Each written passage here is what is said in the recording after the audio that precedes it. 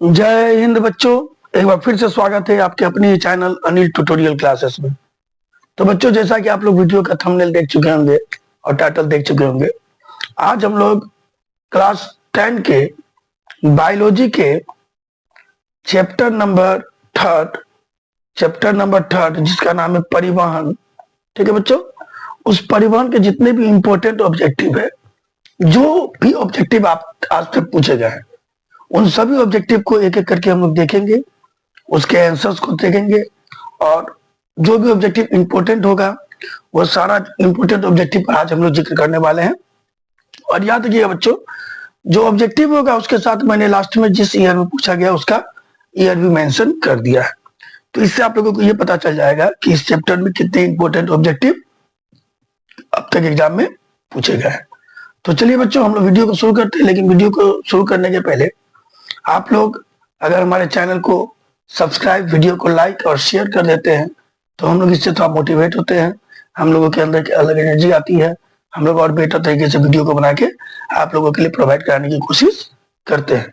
ठीक है बच्चों, तो फटाफट से जाइए हमारे चैनल को सब्सक्राइब, वीडियो को लाइक और शेयर कर दीजिए ताकि हम लोग थोड़ा मोटिवेट हो, और इसके अलावा बेल आइकन को भी दबा दीजिए ताकि हमारा जो वीडियो है, जो वीडियो उसका टाइमली नोटिफिकेशन आप लोगों को मिलता है। ठीक है बच्चों, तो चलिए हम लोग पहले क्वेश्चन को लेते हैं। जो पहला क्वेश्चन दिया गया बच्चों, क्या पूछा गया है, पौधे में वाष्पोत्सर्जन किस भाग में होता है बच्चों? पौधे में वाष्पोत्सर्जन की क्रिया कहाँ होती है? देखिए, ये क्वेश्चन पूछा गया 2011 में। क्वेश्चन का जो ऑप्शन दिया गया वो गया है जड़, तना, पत्ता या पत्ती जो भी दे, या फूल। इन चारों में वाष्पोत्सर्जन किस भाग में होता है बच्चों? तो जो इसका सही जवाब होगा कि पौधे में वाष्पोत्सर्जन कहां से होता है बच्चों? पत्ता से होता है। जो पत्ते में रंध्र होते हैं जिसको स्टोमाटा कहते हैं, इनके द्वारा जो जमीन से जाइलम के द्वारा जल पहुंचाई जाती है, वो रंध्रों के द्वारा ही पौधे से वायु में निकल जाते हैं, जिस क्रिया को हम लोग कहते हैं वाष्पो उत्सर्जन। तो ये पहला नंबर क्वेश्चन का जो जवाब है वो क्या होगा? वाष्पोत्सर्जन कहाँ होता है बच्चों? वाष्पोत्सर्जन कहाँ होता है पौधे में? तो वो होता है पत्तों में। ठीक है बच्चों, अब हम लोग अपने दूसरे क्वेश्चन को लेते हैं।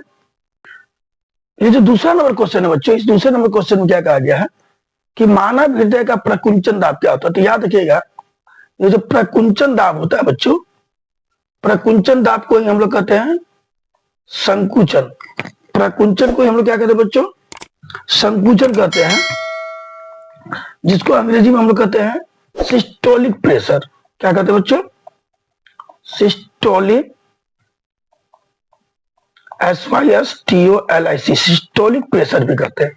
प्रकुंचन पूछे, संकुचन पूछे या सिस्टोलिक प्रेशर पूछे, तीनों एक ही होता है। और दूसरा होता है बच्चों शिथिलन। क्या होता है बच्चों? शिथिलन होता है, अनुकुंचन होता है, या फिर डायस्टोलिक प्रेशर होता है बच्चों। ठीक है, ये याद रखिएगा, डायस्टोलिक प्रेशर। इसमें क्या होता है, हृदय जो है सिकुड़ती है, हृदय सिकुड़ती है और वह रक्त पे दबाव बनाती है, तो उसको हम लोग कहते हैं बच्चों सिस्टोलिक प्रेशर। ठीक है, और सिस्टोलिक प्रेशर जो होता है वो होता है 120 mm पारा, पारा जी मतलब पारा। यानी आप लोग देखे होंगे जो स्वस्थ व्यक्ति होते हैं उसका प्रेशर नापा जाता है 120/80। ये ऊपर वाला जो होता है वो होता है सिस्टोलिक प्रेशर या संकुचन या प्रकुंचन दाब, और नीचे वाला होता है डायस्टोलिक प्रेशर, शीतलन या डायस्टोलिक प्रेशर, शीतलन या अनुकुंचन दाब होता है बच्चों। तो याद रखिएगा, प्रकुंचन दाब बोले तो प्रकुंचन दाब कितना होता है एक स्वस्थ व्यक्ति का या मानव हृदय का? 120 mm। और अगर अनुकुंचन बोले तो लिखेंगे 80 mm। अगर क्वेश्चन पूछता है कि एक स्वस्थ व्यक्ति के शरीर का जो रक्त दाब होता है वह कितने का होता है, तो आप बोल सकते हैं 120/80। यानी ऊपर में जो होता है वो प्रकुंचन होता है, यानी इस प्रेशर से हृदय सिकुड़ती है, और ये शीतलन होता है, इस प्रेशर से हृदय फैलती है। तो क्लियर हो गया बच्चों? जो मानव हृदय का प्रकुंचन दाब कितना होता है बच्चों? 120 mm। तो हमारा 2 नंबर का आंसर होगा ए नंबर। 150 और 90 होता ही नहीं है किसी भी चीज में, प्रकुंचन होता है ना अनुकुंचन होता है, याद रखिएगा। ठीक है बच्चों, तो मानव हृदय का प्रकुंचन दाब कितना होता है? 120 mm। अगर बोले मानव हृदय का शीतलन या अनुकुंचन दाब कितना होता है, डायस्टोलिक प्रेशर कितना होता है, लिखेंगे 80 mm सॉरी 800 लिखा गया, 80 mmHg। ठीक है बच्चों, Hg मतलब पारा। अब बोला गया है मानव हृदय में कितने कोष्ठ होते हैं। तो याद रखिएगा बच्चों, जो मानव हृदय होता है वो कुछ इस तरह का बना हुआ होता है बच्चों। तो ये 2 कोष्ठ होते हैं, ये अलिंद कहलाता है और ये निलय कहलाता है। इधर कहते हैं राइट अलिंद, लेफ्ट अलिंद, राइट निलय, लेफ्ट निलय। तो इस प्रकार मानव हृदय में कितने चेंबर हो गए, कितने कोष्ठ हो गए बच्चों, ये बहुत इंपॉर्टेंट, आप देख सकते हैं। 11 में पूछा है, 19 में पूछा है, 21 में पूछा है, 22 में पूछा है, 23 में पूछा है। तो याद रखिएगा मानव हृदय में 4 कोष्ठ होते हैं, जिनमें 2 अलिंद होता है, 2 निलय होता है। दायां अलिंद, बायां अलिंद, दायां निलय, बायां निलय। ठीक है बच्चों, तो इसका सही जवाब होगा डी नंबर। मानव हृदय में कितने कोष्ठ होते हैं बच्चों, 4 कोष्ठ होते हैं। ठीक है, अब अपने अगले क्वेश्चन को ले रहे हैं हम लोग। क्वेश्चन बोलता है बच्चों खुला परिसंचरण तंत्र किसमें पाया जाता है। याद रखिए बच्चों, खुला परिसंचरण तंत्र उसमें पाया जाएगा जिसमें श्वसन की क्रिया जो होगी वह श्वास नालिका के द्वारा होगी। आप लोगों को बता दें बच्चों, जो जीवों में श्वसन अंग वो 4 प्रकार के होते हैं। एक तो फेफड़ा द्वारा होता है, ठीक है बच्चों, सॉरी फेफड़ा द्वारा होता है। दूसरा गील जिसको गलफड़ा कहते हैं, गलफड़ा द्वारा होता है। तीसरा त्वचा द्वारा होता है और चौथा श्वास नली द्वारा होता है। ठीक है बच्चों, तो इस चीज को याद रखिएगा, श्वास नली के द्वारा होता है। और श्वास नली के द्वारा किसमें होता है, तो जिसके रक्त में हीमोग्लोबिन नहीं पाया जाता है। आप गौर करिएगा, ऊंट हुआ, घोगा हुआ और मनुष्य हुआ, इन सब के ब्लड का रंग लाल होता है, इनमें जो है हीमोग्लोबिन पाया जाता है। लेकिन कॉकरोच जो है बच्चों, कॉकरोच में खुला परिवहन तंत्र होता है, सॉरी परिसंचरण तंत्र होता है, क्योंकि इसके रक्त में हीमोग्लोबिन नहीं पाया जाता है। इनके द्वारा जो श्वास नली होती है कॉकरोच का, उससे जो है बहुत सारी पतली पतली केसिकाई टाइप की रचना निकलती है, जो जीवों के प्रत्येक अंग तक पहुंचती है और डायरेक्ट श्वास के द्वारा जो है ऑक्सीजन को उनके विभिन्न कोशिकाओं तक यानी उत्कों तक पहुंचाने का काम करती है। तो खुला परिसंचरण तंत्र बच्चों किसमें पाया जाता है, कॉकरोच में पाया जाता है। और ये क्वेश्चन 2017 में ऑलरेडी पूछा गया है बच्चों। ठीक है, तो ये चौथा नंबर क्वेश्चन क्लियर हो गया हम लोगों का। अब हम लोग अपने अगले क्वेश्चन को देखते हैं बच्चों। देखिए अगला क्वेश्चन क्या कर रहा है, अगला क्वेश्चन कह रहा है बच्चों कि पादप में फ्लोएम उत्तरदायी है। आप लोगों को बता देते हैं कि पौधे में संवहन ऊतक यानी संवहन बंडल 2 चीजों से बनता है, एक जाइलम से और एक फ्लोएम से। ठीक है बच्चों, एक जाइलम से बनता है, एक फ्लोएम से बनता है। जाइलम का काम क्या है, जैसे ये पौधे हो गए बच्चों, ये पौधे हो गए, तो जमीन से जल और खनिज लवण को पत्तियों तक पहुंचाने का काम जाइलम करता है। और जब जल और खनिज लवण पत्तियों तक पहुंच जाती है तो वहां भोजन तैयार होता है। उस तैयार भोजन को पौधे के विभिन्न अंगों तक पहुंचाने का काम कौन करता है बच्चों, फ्लोएम करता है। तो पौधे में फ्लोएम क्या चीज के लिए उत्तरदायी है बच्चों, तो पौधे में फ्लोएम उत्तरदायी है भोजन के संवहन के लिए। यानी पत्तियों में जो भी भोजन तैयार होता है उसको पौधे के विभिन्न भागों तक पहुंचाने का काम कौन करता है बच्चों, फ्लोएम ऊतक करता है। जल संवहन का काम करता है जाइलम। ठीक है, एमिनो अम्ल के संवहन का काम भी करता है जाइलम। और ऑक्सीजन के संवहन का काम तो भैया ना जाइलम करता है ना फ्लोएम करता है। ऑक्सीजन के संवहन का काम तो पत्तियों के द्वारा होता है। तो तैयार भोजन को पौधे के विभिन्न अंगों तक पहुंचाने का काम फ्लोएम करती है। यानी फ्लोएम का काम है बच्चों पौधे में भोजन का क्या करना, संवहन करना। तो इसका सही जवाब होगा बी नंबर, क्या, भोजन के संवहन में। ये इंपॉर्टेंट है, 2015 का एनुअल में पूछा है, 2019 में और 2021 में पूछा गया बच्चों। ठीक है, ये क्लियर हो गया हम लोगों का।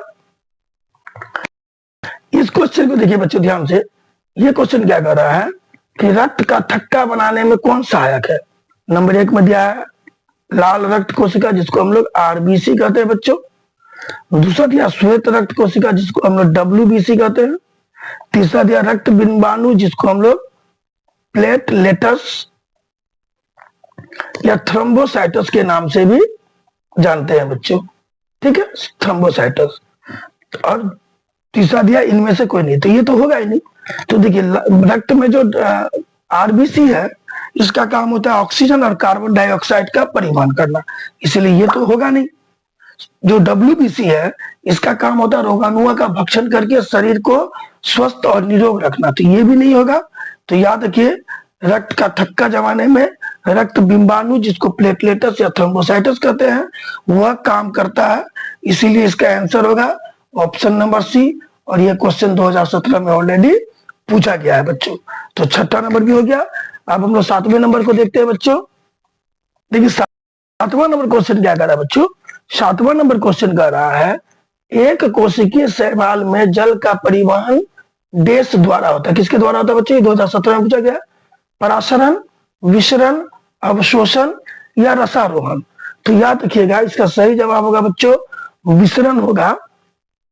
क्या होगा, विसरण होगा बच्चों। विसरण के द्वारा एक कोशिकीय जीवों जैसे शैवाल वगैरह हो गया इनमें जल का परिवहन होता है, तो सही जवाब होगा हम लोगों का बच्चों विसरण। ठीक है, 7वां नंबर क्वेश्चन, ये क्वेश्चन 2017 में पूछा गया। विसरण का मतलब होता है बच्चों मिलना, विभिन्न सांद्रता वाले अणुओं का आपस में मिलना क्या कहलाता है बच्चों, विसरण कहलाता है। ठीक है, अगले क्वेश्चन को देखते हैं बच्चों। पौधे में जाइलम उत्तरदायी है, ये क्वेश्चन 18 में और 24 से पूछा गया। पहला है जल संवहन में, दूसरा है भोजन के पाचन में, तीसरा है एमिनो अम्ल के वहन में और ऑक्सीजन के वहन में। तो मैंने अभी आपको ये क्वेश्चन बताया था कि जो पौधे में दो तरह के कोशिकाएं पाई जाती है, उत्तक पाई जाती है, जिनमें एक है जाइलम और एक है बच्चों फ्लोएम। जाइलम का काम होता है जमीन से जल और खनिज लवण को, ठीक है बच्चों, जल प्लस खनिज लवण को कहां तक, पत्तियों तक पहुंचाना। कहां तक पहुंचाना, पत्तियों तक। और पत्तियों में जब भोजन तैयार हो जाता है उसको पौधे के विभिन्न भागों तक पहुंचाने का काम कौन करती है बच्चों, भोजन को विभिन्न भागों तक पहुंचाने का काम कौन करती है, फ्लोएम करती है। तो पौधे में पादप में जाइलम क्या चीज के लिए उत्तरदायी है, तो जाइलम का मेन काम होता है जल संवहन में। तो सही जवाब होगा बच्चों हम लोगों का ए नंबर, क्या चीज, जल संवहन में। अब अगला क्वेश्चन देख रहे हैं बच्चों हम लोग, क्वेश्चन को ध्यान से देखिए बच्चों, बड़ा इजी क्वेश्चन है। पत्तियों में गैसों का आदान प्रदान कहाँ होता है, 2018 में पूछा गया बच्चों। तो बोला गया सिरा में, रंध्र में, मध्य सिरा में या इनमें से कोई नहीं। तो याद रखिएगा पत्तियों में जो गैसों का आदान प्रदान होता है O2 अंदर आना और CO2 बाहर जाना, सॉरी मिस बोल दिए, CO2 अंदर आना और O2 का बाहर जाना, ये किसके द्वारा होता है बच्चों, रंध्रों के द्वारा होता है। यहां तक कि रंध्र के द्वारा वाष्पो उत्सर्जन की क्रिया भी होती है। तो याद रखिएगा पौधे में गैसों का आदान प्रदान कहां से होता है बच्चों, रंध्रों द्वारा होता है। ऑप्शन नंबर बी होगा सही। अगर पूछ ले पौधे में वाष्पोत्सर्जन कहां होता है तो इसका भी जवाब हम लोग लिखेंगे रंध्रों द्वारा। तो ऑप्शन नंबर बी हमारा बिल्कुल सही होगा बच्चों। अब हम लोग अगले क्वेश्चन को देखते हैं। अगला क्वेश्चन देखिए बच्चों जो 18 में और 22 में पूछा गया है कि हृदय में रुधिर जिसको रक्त कहते हैं उसको संपूर्ण शरीर में पेय किया जाता है, किसके द्वारा, पेय मतलब पहुंचाया जाता है, फेफड़ा द्वारा, नीलय द्वारा, अलिंद द्वारा या इनमें से सभी। तो देखिए ध्यान रखिए बच्चों, रुधिर को शरीर के विभिन्न भागों में पहुंचाया जाता है नीलय द्वारा, किसके द्वारा बच्चों, नीलय द्वारा। लेकिन शरीर के सभी भागों में रक्त को पहुंचाया जाता है, कौन से रक्त को बच्चों, शुद्ध रक्त को, किसके द्वारा पहुंचाया जाता है, नीलय द्वारा। और शरीर के विभिन्न भागों से वापस अशुद्ध रक्त को किसके द्वारा लाया जाता है, अलिंद द्वारा लाया जाता है। याद रखिएगा रक्त को शरीर के संपूर्ण भागों में किसके द्वारा पहुंचाया जाता है बच्चों, नीलय द्वारा। और शरीर के संपूर्ण भागों से हृदय में किसके द्वारा लाया जाता है बच्चों, अलिंद द्वारा लाया जाता है। तो जो 10 नंबर होगा इसका जवाब होगा हम लोगों का बी नंबर बच्चों। ठीक है, अब 11वां नंबर क्वेश्चन देखते हैं कि 11वां नंबर क्या कह रहा है। इस क्वेश्चन को देखिए बच्चों, निम्नलिखित में कौन से यंत्र का उपयोग रक्त दाब मापने में होता है। जो रक्त प्रेशर होता है जो 120/80 mm का होता है बच्चों, ये रक्त प्रेशर मापने के लिए आप लोग देखिएगा कि डॉक्टर एक मशीन का उपयोग करते हैं। हालांकि आजकल जो मशीनें हैं वो ऑटोमेटिक आ गई है, जिसमें आप एक डिजिटल मीटर लगा रहता है और एक डिस्प्ले लगा रहता है जिसमें आपको बता देता है। लेकिन एक्चुअल में पारे के एक स्तंभ के द्वारा जो है रक्त दाब, रक्त प्रेशर को मापा जाता है, जिसको कहते हैं हम लोग स्फिग्मोमैनोमीटर। क्या कहते हैं बच्चों? स्फिग्मोमैनोमीटर या स्पाइग्मोमैनोमीटर कहते हैं। इसको ऐसे भी लिखा जाता है, वो जगह दिखेगा आपको स्फिग्मोमैनोमीटर लिखा हुआ भी मिलेगा बच्चों। ठीक है, ये लिखेगा या स्पाइग्मोमैनोमीटर। तो आप लोग याद रखिएगा, रक्त दाब या रक्त प्रेशर मापने वाले यंत्र का नाम क्या है बच्चों? स्फिग्मोमैनोमीटर। ठीक है बच्चों, तो ये 11वां नंबर क्वेश्चन कंप्लीट होगा हम लोगों का। देखिए बच्चों, 12वें नंबर क्वेश्चन में क्या कहा गया है कि रक्त का कौन से अवयव घायल स्थान में रक्त स्राव के मार्ग को रक्त का थक्का बनाकर अवरुद्ध करता है? 18 में पूछा गया क्वेश्चन, यानी कहा गया कि रक्त में वे कौन से अवयव है बच्चों जो कभी घायल हो जाइए, आप कट जाए आपका, तो ब्लड के बहना बंद करने के लिए उसके मार्ग को अवरुद्ध करता है, यानी जाम करता है। जाम करता है मतलब ब्लड को जमाता है। तो हम लोग जानते हैं कि रक्त में 3 भाग होते हैं, WBC, RBC और प्लेटलेटस, जिसको हम लोग थ्रोम्बोसाइटस के नाम से भी जानते हैं।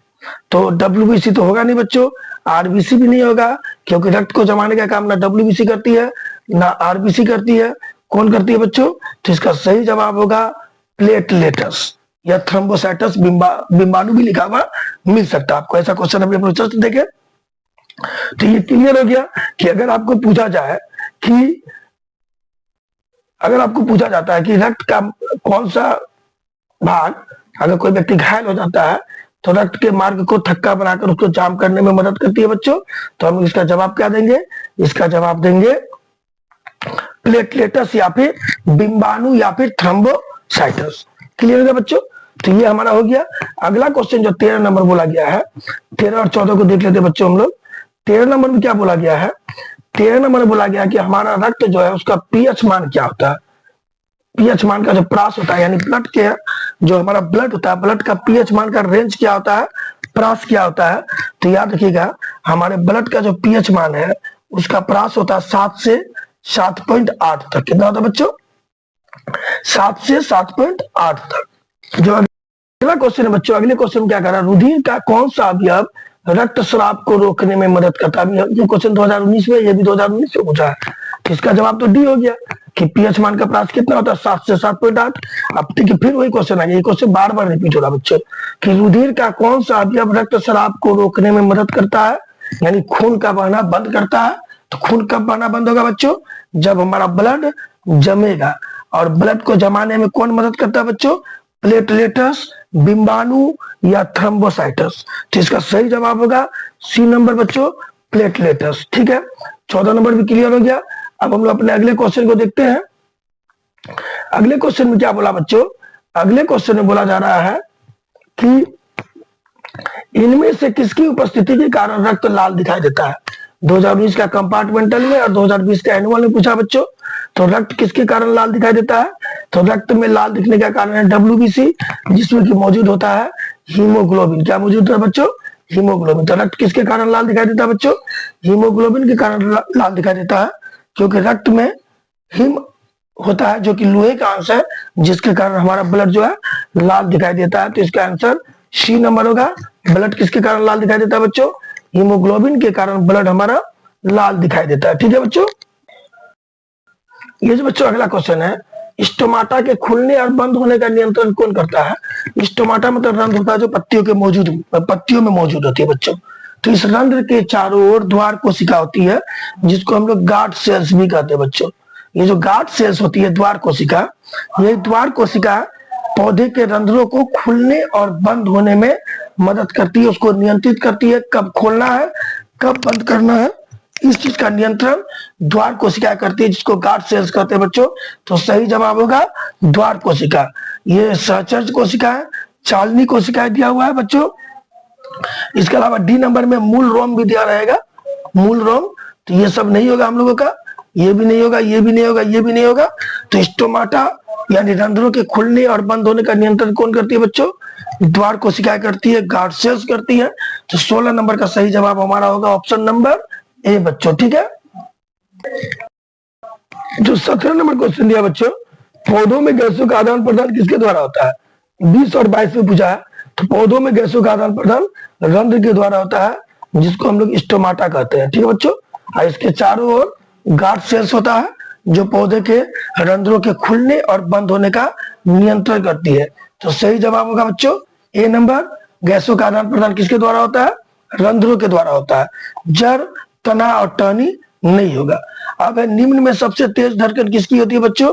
तो याद रखिएगा, निम्न में सबसे तेज धड़कन जो होती है वो चूहे की होती है, जो 1 मिनट में 500 से 600 बार धड़कता है। चूहे का हृदय कितना धड़कता है बच्चों? 1 मिनट में 500 से 600 बार। आपको बता देते हैं बच्चों, जो व्हेल होता है, ब्लू व्हेल के जो हृदय की धड़कन होती है बच्चों, वो लगभग कुछ खास नहीं होती है, वही 25 से 30 बार पर मिनट होती है। हाथी का जो है बच्चों, हाथी का 20 से 30 के बीच पर मिनट होती है। और आदमी का तो आप लोग जानते होंगे 60 से 80 के बीच पर मिनट में होती है। ठीक है, 100 तक भी कभी कभी चल जाती है तो कोई दिक्कत नहीं है, लेकिन याद रखिएगा इन सबका 100 से कम ही है, ध्यान दीजिएगा। ठीक है, सबसे ज्यादा चूहे का होता है, 1 मिनट में उसका हृदय जो है 500 से 600 बार धड़कता है। ठीक है बच्चों, अब अपने अगले क्वेश्चन को देखते हैं। ये क्वेश्चन देखिए बच्चों, फ्लोएम ऊतकों द्वारा कार्बोहाइड्रेट का परिवहन होता है। देखो, फ्लोएम ऊतक के द्वारा कार्बोहाइड्रेट का जो परिवहन है बच्चों, वह किस रूप में होता है, ये जवाब देना हम लोगों को। ठीक है, तो किस रूप में होता है? पहला बोला ग्लूकोज के रूप में, दूसरा बोला है फ्रक्टोज के रूप में, तीसरा बोला है लैक्टोज के रूप में, चौथा बोला है सुक्रोज के रूप में। तो याद रखिएगा बच्चों, पौधे में कार्बोहाइड्रेट जो है उसका परिवहन सुक्रोज के रूप में होता है। तो सही जवाब होगा डी नंबर। लैक्टोज पाया जाता है मनुष्य में, फ्रक्टोज भी पौधे का ही अंश है लेकिन इस रूप में नहीं होता है। और ग्लूकोज तो भैया कार्बोहाइड्रेट का रूप है जो कि मनुष्य की शरीर में कोशिकाओं में जमा रहता है। पौधे में जो कार्बोहाइड्रेट है वह सुक्रोज में बदल जाता है और सुक्रोज के रूप में कार्बोहाइड्रेट का परिवहन पौधे के विभिन्न भागों में होता है बच्चों। किसके रूप में? सुक्रोज के रूप में। याद रखिएगा, पौधे में कार्बोहाइड्रेट सुक्रोज में कन्वर्ट हो जाता है। ये क्वेश्चन को देखते हैं बच्चों, छालनी नालिकाएं किस में पाई जाती है? याद रखिएगा बच्चों, छालनी नालिकाएं जो पाई जाती है वह पाई जाती है पौधे के फ्लोएम में। किसमें पाई जाती है बच्चों? पौधे के फ्लोएम में। छालनी नालिका किसमें पाई जाती है? पौधे के फ्लोएम में। तो जो सही जवाब होगा बच्चों, इसका सही जवाब किसमें होगा? सही जवाब होगा फ्लोएम में। किसमें पाई जाती है छालनी नालिकाएं? फ्लोएम में पाई जाती है। तो ऑप्शन नंबर सी सही होगा कि छालनी नालिकाएं फ्लोएम में पाई जाती है। ठीक है बच्चों, क्लियर हो गया कि फ्लोएम में छालनी नालिकाएं पाई जाती है। याद रखिएगा, फ्लोएम कहाँ होता है? तना में। तो याद रखिएगा, तनों के जो फ्लोएम होते हैं उस तनों के फ्लोएम में छालनी नालिकाएं पाई जाती है, जिसके द्वारा जो पौधे हैं वो पत्तियों में तैयार भोजन को पत्तियों के पौधे के विभिन्न भागों तक भेजते हैं। किसके द्वारा? फ्लोएम के द्वारा। तो फ्लोएम के द्वारा जो छालनी नालिकाएं होती है वह भी भोजन के संवहन में मदद करती है बच्चों। ठीक है, 21वें क्वेश्चन को देखिए बच्चों, ये 2021 में पूछा है। आरबीसी की जीवन अवधि क्या होती है? यानी आरबीसी हमारे शरीर में कितना दिन तक जिंदा रहता है? 120 दिन, 180 दिन, 80 दिन या 220 दिन? तो याद रखिएगा, आरबीसी की जीवन अवधि बच्चों 120 दिन की होती है। तो ऑप्शन नंबर हमारा ए सही होगा, 120 दिन। क्लियर होगा बच्चों? और देखिए, इसी टाइप का क्वेश्चन एग्जाम में पूछ रहा है, देख रहे हैं आप लोग। और ये क्वेश्चन बहुत बारीकी से, बड़ा मेहनत करके बच्चों ये वीडियो बनाया जाता है। इसीलिए अगर आप हमारे चैनल को सब्सक्राइब और वीडियो को लाइक और शेयर कर देते हैं तो बच्चों हम लोग के अंदर एनर्जी आती है। आपको दबाने में कुछ मेहनत नहीं करना पड़ेगा, लेकिन इससे हम लोगों को बहुत ज्यादा एनर्जी मिलता है, बहुत ज्यादा हम लोग मोटिवेट होते हैं और ज्यादा से ज्यादा बेहतर तरीके से वीडियो बना के देने की कोशिश करते हैं। ठीक है बच्चों, हमें लगता है कि हमारा वीडियो पसंद किया जा रहा है। ठीक, आगे देखिए क्वेश्चन। देखिए बच्चों, क्या बोला? निम्नलिखित में कौन संवहन ऊतक है? 2021 में पूछा गया है। तो हम बताते हैं संवहन बंडल में कौन कौन आता है बच्चों। संवहन बंडल में कौन कौन आता है हमने बताया आप लोगों को। वो आता है जाइलम और फ्लोएम। आप लोग गौर करेंगे कि जाइलम और फ्लोएम से ढेर सारा क्वेश्चन पूछा जा रहा है बच्चों। तो ये इंपॉर्टेंट टॉपिक निकल कर आ रहा है हमारे सामने। तो जाइलम और फ्लोएम आता है। जाइलम का काम क्या है? जड़ से जल और खनिज लवण को ग्रहण करके पत्तियों तक पहुंचाना। और फ्लोएम का काम क्या है बच्चों? तैयार भोजन को पौधे के विभिन्न भागों में पहुंचाना। तो ये एपिडर्मिस तो होगा नहीं, क्या होगा हमारा जवाब? जाइलम, फ्लोएम, और इसमें दिया डी नंबर में बी और सी दोनों, यानी जाइलम और फ्लोएम दोनों। तो सही जवाब होगा डी नंबर, क्योंकि जाइलम भी हमारा संवहन ऊतक है और फ्लोएम भी हमारा संवहन ऊतक है। तो सही जवाब होगा डी नंबर, बी और सी दोनों। ठीक है बच्चों, देखिए 23 नंबर क्वेश्चन क्या कर रहा है बच्चों? 23 नंबर क्वेश्चन कर रहा है कि रक्त क्या है। ठीक है बच्चों, रक्त क्या है? तो याद रखिए, ऑप्शन दिया है ऊतक, कोशिका, पदार्थ या कोई नहीं। तो आप लोग को बता देते बच्चों, ध्यान रखिएगा, रक्त एक तरह का ना तरल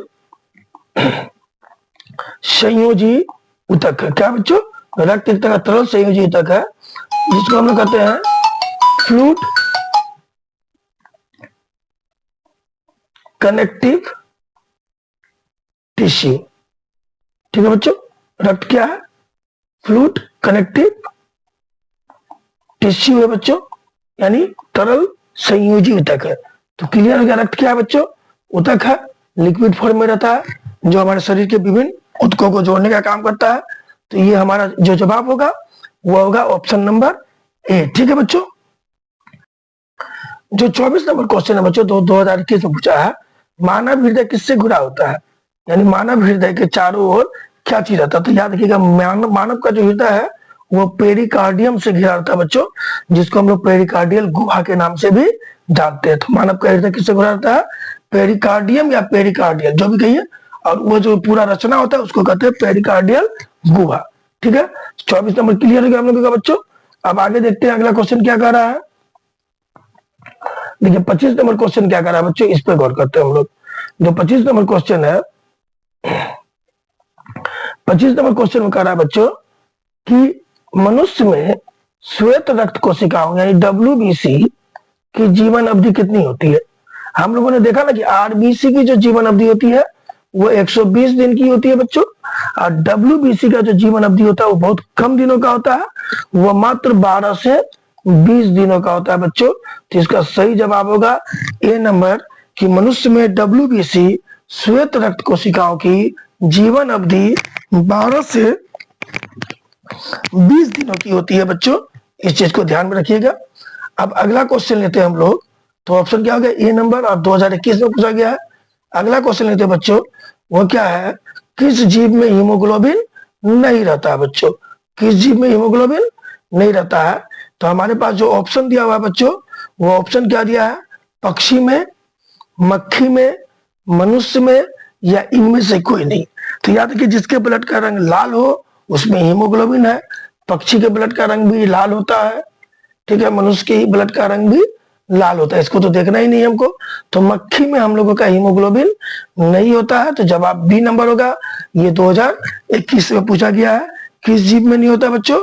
मक्खी में, कॉकरोच में, ठीक है बच्चों, तितली में, इन सब के जो श्वसन की क्रिया होती है इन सब में, इनमें फेफड़ा नहीं होता बच्चों, क्योंकि इनमें हीमोग्लोबिन नहीं होता है, और इनमें श्वसन क्रिया के लिए श्वास नली बनी होती है। इस चीज को ध्यान में रखिएगा आप लोग बच्चों। अगला क्वेश्चन है कि हीमोग्लोबिन की कमी से कौन सी बीमारी होती है बच्चों? क्या क्वेश्चन है? हीमोग्लोबिन की कमी से कौन सी बीमारी होती है? तो जो ऑप्शन दिया गया बच्चों हम लोगों को, ऑप्शन क्या दिया गया है? एक तो मधुमेह दे दिया गया है, ध्यान दीजिएगा, एक मधुमेह दे दिया गया है, एक पीलिया दिया है बच्चों, और एक एनीमिया दिया है।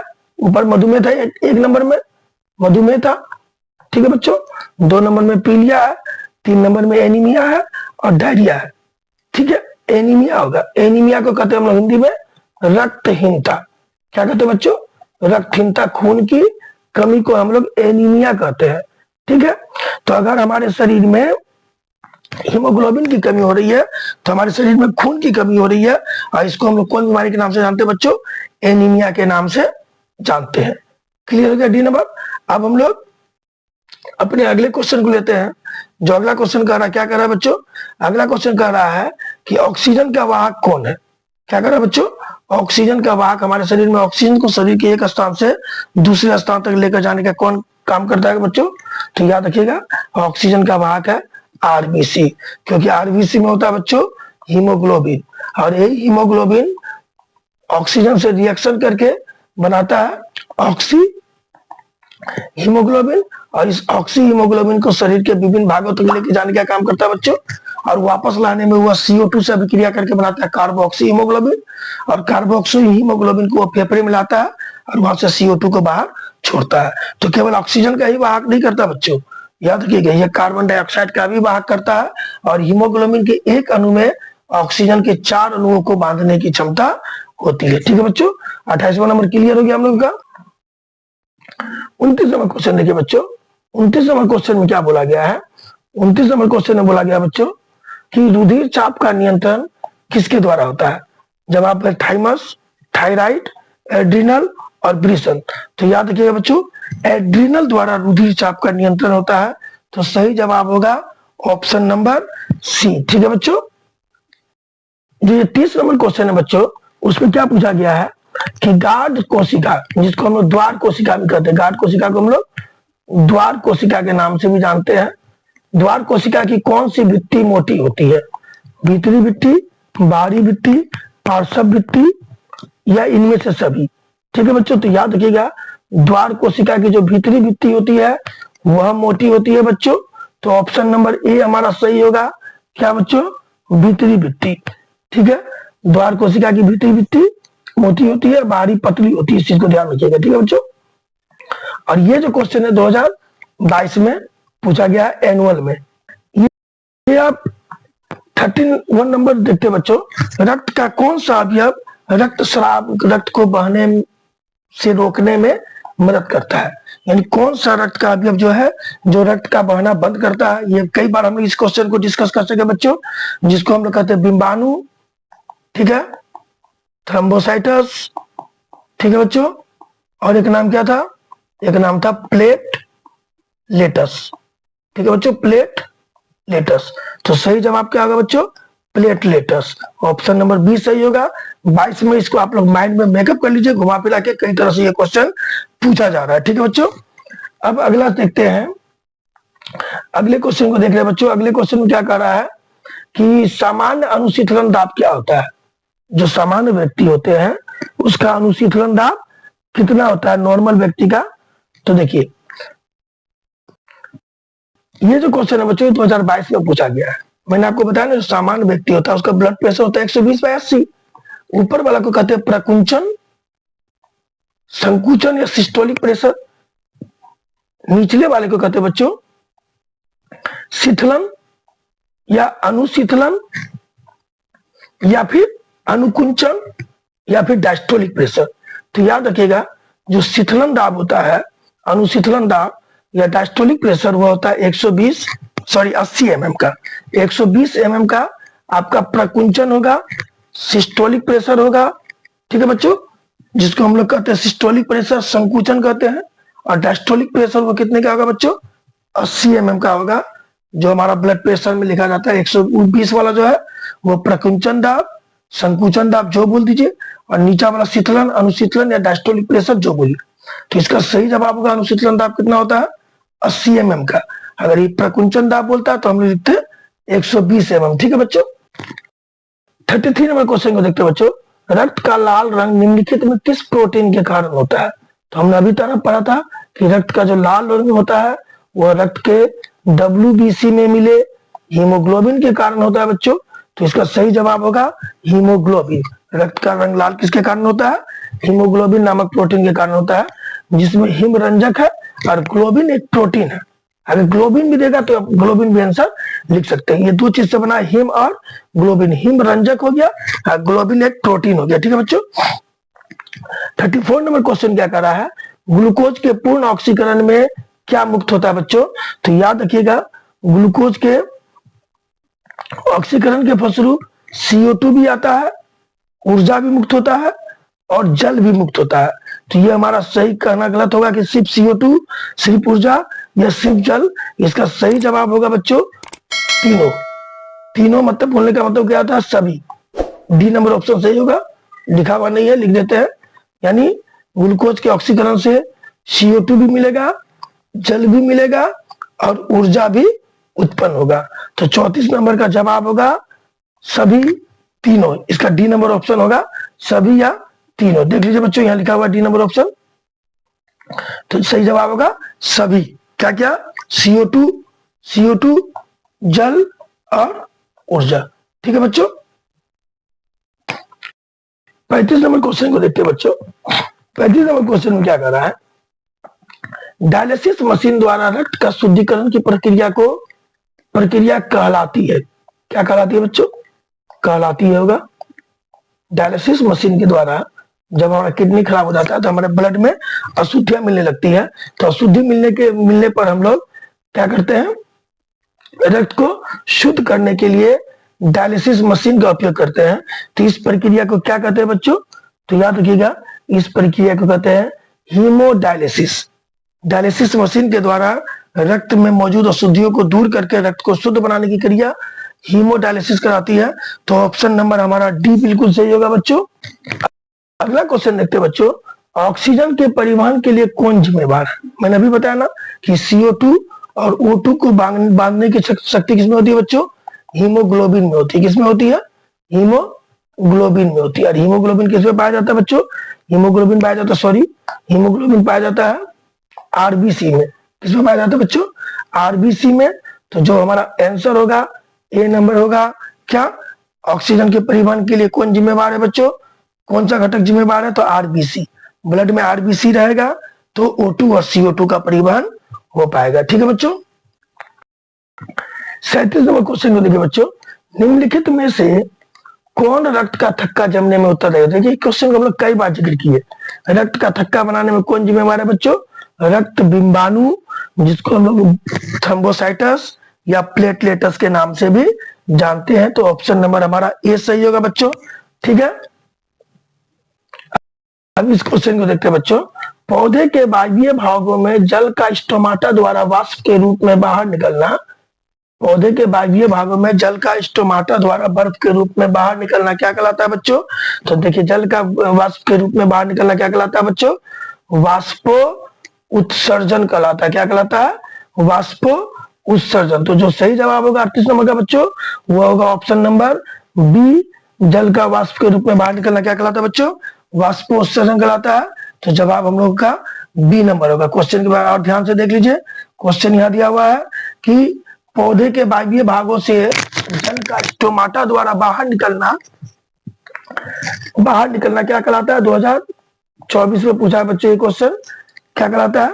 तो इसका सही जवाब होगा बी नंबर ऑप्शन, जो है वाष्पो उत्सर्जन। तो बी नंबर हमारा बिल्कुल सही होगा बच्चों। अब हम लोग देखते हैं अपने अगले क्वेश्चन को। इस क्वेश्चन को देखिए बच्चों, क्या बोला? खुला परिवहन तंत्र पाया जाता है। तो हमने बताया ना कि खुला परिवहन तंत्र उसमें पाया जाएगा जिसमें हीमोग्लोबिन नहीं रहेगा, जिसके रक्त का रंग लाल नहीं होगा। तो बच्चों, किसके रक्त का रंग लाल नहीं होता है? तो तितली के रक्त का रंग लाल नहीं होता। तितली हुआ, कॉकरोच हुआ, मक्खी हुआ, इनमें खुला परिवहन तंत्र पाया जाता है बच्चों। तो इसका सही जवाब होगा बी नंबर। खुला परिवहन तंत्र किसमें पाया जाता है?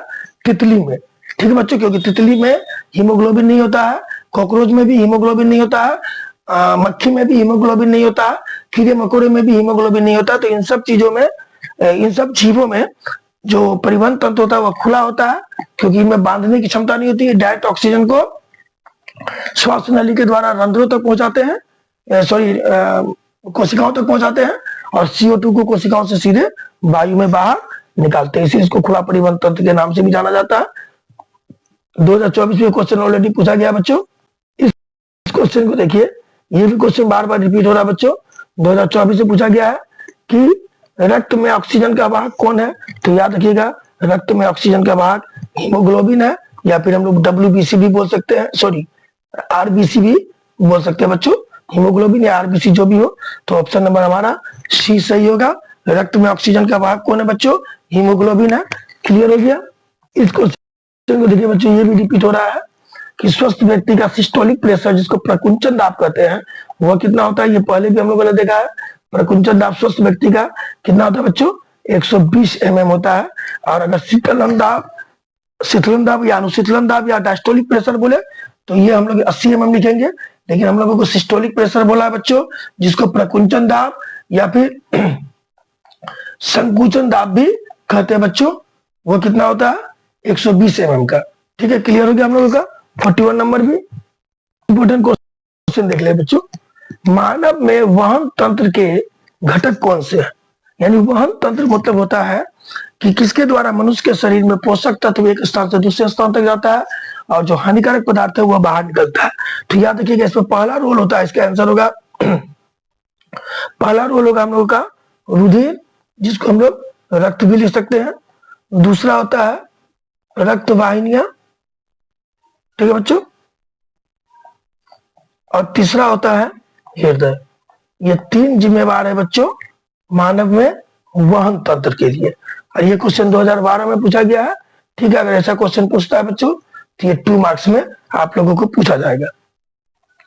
रक्त के जमीन पर थक्का का क्या कारण है? यानी रक्त जो जमीन में कटने के बाद जब रक्त गिरती है तो वो थक्का में जम जाती है। इसका कारण क्या है बच्चों? इसका कारण है, देखिए, वही जम गई, शरीर में ही जम गई तो उसका कारण बीमाणु, ठीक है। जब शरीर में ही रक्त कटने के बाद जम जाती है तो उसका कारण है उसका कारण बीमाणु या थ्रोम्बोसाइटस, ठीक है। लेकिन जैसे वो जमीन पे गिरती है तो जमीन पे गिरने के बाद उसके जमने में थ्रोम्बोसाइटस में एक विशेष प्रकार का प्रोटीन मौजूद होता है जिसका नाम है फाइब्रिनोजिन। क्या नाम है बच्चों? फाइब्रिनोजिन। ये फाइब्रिनोजिन जो है यह ब्लड का थक्का बनने में मदद करता है। कब? जब ब्लड कट के, जब हमारा शरीर कटता है, अब ब्लड जब जमीन पे गिरता है तो जमीन के पर गिरने के बाद जो ब्लड जमता है बच्चों, उसके जमने में जो मेन मदद करता है वो कौन करता है? फाइब्रिनोजिन। लेकिन हमारे शरीर में ही जब कट गया और बॉडी में ही ब्लड जम रहा है तो उसमें कौन मदद करता है बच्चों? प्लेटलेटस, डिम्बाणु या थ्रोम्बोसाइटस, ठीक है बच्चों। तो ये क्लियर हो गया। अब अगला क्वेश्चन देख रहे हैं हम लोग। अगला है रक्त किस तरह का होता है बच्चों? तो रक्त है, इसका जवाब होगा तरल संयोजी ऊतक। कैसा बच्चों? रक्त कैसा होता है? तरल संयोजी ऊतक है, जो 2014 में पूछा है। तो रक्त कैसा होता है? इसका जवाब देंगे तरल संयोजी ऊतक, ठीक है बच्चों। अब देखते 14 नंबर क्वेश्चन, चौथा क्वेश्चन क्या कर रहा है बच्चों? चौथा क्वेश्चन बोल रहा है पौधे में जल परिवहन किस ऊतक के द्वारा होता है बच्चों? तो याद रखिएगा, पौधे में जमीन से जल तथा खनिज लवण को पहुंचाने के लिए ऊपर जाइलम नामक ऊतक पाया जाता है, और तैयार भोजन को पहुंचाने के लिए क्या पाया जाता है बच्चों? फ्लोएम पाया जाता है। और ये क्वेश्चन भी 2015 और 2016 में ऑलरेडी पूछा गया है। बहुत इंपॉर्टेंट क्वेश्चन है बच्चों, आप लोग गौर करेंगे, बार बार ये सब क्वेश्चन रिपीट हो रहा है। जल के परिवहन में कौन मदद करता है? जाइलम। और भोजन के परिवहन में कौन मदद करता है बच्चों? फ्लोएम। इस चीज को ध्यान में रखिएगा। अब अपने अगले क्वेश्चन को देखते हैं, क्या कर रहा है अगला क्वेश्चन। अगला क्वेश्चन कह रहा है कि जो प्रेशर होता है, रक्तचाप मापने के लिए किस उपकरण का प्रयोग करते हैं? तो रक्तचाप मापने के लिए हम लोग इस स्फिग्मोमैनोमीटर, क्या इस स्फिग्मोमैनोमीटर का यूज करते हैं बच्चों। तो 5वां नंबर का सही जवाब होगा स्फिग्मोमैनोमीटर। अगर पूछे रक्तचाप स्वस्थ व्यक्ति का कितना होता है तो बोलेंगे 120/80, जिसमें ऊपर होता है सिस्टोलिक प्रेशर, प्रकुंचन दाब, और नीचा होता है डायस्टोलिक प्रेशर, अनुकुंचन दाब या फिर अनुशीतलन दाब। क्लियर है बच्चों? ये क्वेश्चन 2016 में पूछा गया है, ठीक है। अब अगले 6ठा नंबर क्वेश्चन को देखते हैं बच्चों। 6ठा नंबर बोला है कि पौधे में, ये जो शॉर्ट क्वेश्चन है 2 मार्क्स में पूछता है, पौधे में गैसों का विनिमय किसके द्वारा होता है बच्चों? तो पौधों में गैसों का विनिमय होता है रंध्र, जिसको हम लोग कहते हैं स्टोमाटा द्वारा। पौधे में गैसों का विनिमय किसके द्वारा बच्चों? रंध्र या स्टोमाटा के द्वारा होता है। 2017 में पूछा गया है। ये भी इंपॉर्टेंट क्वेश्चन है बच्चों, ठीक है। अब अगला क्वेश्चन लेते हैं 7वां नंबर। डेंगू रोग, ध्यान दीजिएगा, डेंगू रोगी यानी डेंगू का जो बीमारी होता है, उसका जो रोगी होता है, उसके रक्त में किस घटक की कमी हो जाती है? तो याद रखिएगा, डेंगू के रोगी के रक्त में प्लेटलेटस प्लेटलेटस की कमी हो जाती है। जो डेंगू का बीमारी होता है, डेंगू का जो पेशेंट होता है, उसके ब्लड में प्लेटलेटस की कमी हो जाती है। और इस प्लेटलेटस को बनाने का नेचर में सबसे अच्छा साधन पपाया यानी पपीता है। तो हम लोगों को पपीता का सेवन करना चाहिए, जो हमारे ब्लड में प्लेटलेटस के काउंट को बढ़ाता है बच्चों, ठीक है। अगला क्वेश्चन देखते हैं, ये हमारा फाइनल क्वेश्चन इस वीडियो का बच्चों। इसके बाद जितने भी शॉर्ट क्वेश्चन थे सारे हो गए, शॉर्ट नहीं ऑब्जेक्टिव टाइप क्वेश्चन। इसके बाद एक वीडियो में हम पूरा शॉर्ट क्वेश्चन आप लोगों को लिख कर देंगे, ठीक है। और कोशिश करेंगे कि उसी वीडियो में हम लॉन्ग भी बता दें आप लोगों को। ठीक है बच्चों, तो ये जो 8वां नंबर क्वेश्चन है बच्चों, इस 8वें नंबर क्वेश्चन में कह रहा है मानव हृदय में कितने कोष्ठ होते हैं बच्चों। तो याद रखिएगा मानव हृदय में 4 कोष्ठ होते हैं। ठीक है बच्चों, जिनमें 2 अलिंद होता है। ठीक है, 2 अलिंद होता है, एक लेफ्ट अलिंद और दूसरा राइट अलिंद। उसी तरह 2 निलय होता है बच्चों, एक होता है लेफ्ट निलय बायां निलय और एक होता है राइट निलय दायां निलय। ठीक है बच्चों, तो इस प्रकार आज का वीडियो हमारा समाप्त होता है। अगर हमारा वीडियो आप लोगों को अच्छा लगा हो, आप लोगों को जानकारी मिला है, तो काइंडली हमारे चैनल को सब्सक्राइब, वीडियो को लाइक और शेयर कर दीजिएगा और बेल आइकन को भी दबा दीजिएगा ताकि हमारा नोटिफिकेशन आपको मिलता रहे टाइमली बच्चों। जय हिंद, जय भारत।